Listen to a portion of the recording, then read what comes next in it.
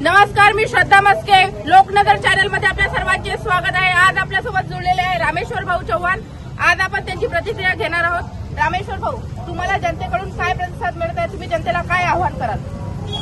जनतेकडून एकदम चांगला प्रतिसाद भेटत आहे आणि जनतेला मी एकच आवाहन करीन की जो तुमच्यासाठी 5 वर्ष आणि 24 तास रात्रंदिवस काम करील त्या नगरसेवकाला, त्या उमेदवाराला आपण निवडून देण्यात यावं.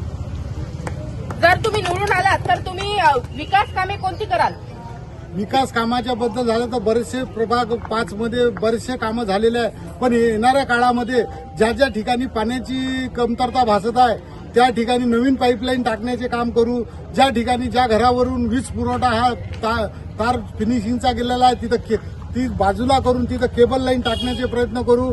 रोड, नाली, रस्ते आणि वाचनालय, त्याच्यानंतर सौंदर्य झाडे लावून सौंदर्यकरण, पथदिवे लावून डिवायडेटरचे रोड करून ते करणार आहे. आणि त्याच्यानंतर जे सार्वजनिक ज्याला शादीखाना म्हणतात मुस्लिम समाजामध्ये व सार्वजनिक मंगल कार्यालय बांधण्याचे प्रयत्न करू आणि समाज मंदिरं बांधण्याचे काम करू. वाढत्या बेरोजगारीबद्दल तुम्ही काय सांगू शकाल?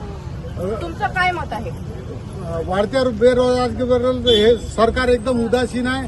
फक्त जीएसटीचा टॅक्स लावून दिला, गब्बर टॅक्स, आणि रोजगारामध्ये शून्यता आहे. बेकारी ह्या 10 वर्षात फार वाढलेली आहे. पण माझ्या मते की जनतेने आता जागरूकता होऊन धर्माच्या राजकारणावर न जाता जे विकासाचा चेहरा आहे काँग्रेस पक्षाचा, सौ मंदाकिनीताई सुधाकरराव भारसाकडे यांना अध्यक्षपदाच्या उमेदवारीला भरघोस मतांनी निवडून देऊ दर्यापूरचा विकास साधावा. धन्यवाद. तर जुळून राहा लोकनगर चॅनल सह मुकेश ढोके करिता श्रद्धा मस्के, दर्यापूर. मला कसा उमेदवार हवा? जनतेसाठी लढणारा, जनतेची कामं करणारा.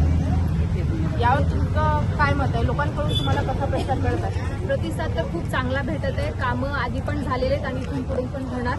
मंदाकिनीताई आमचे बाबा यांच्याकडून कामं होत राहणार. धन्यवाद.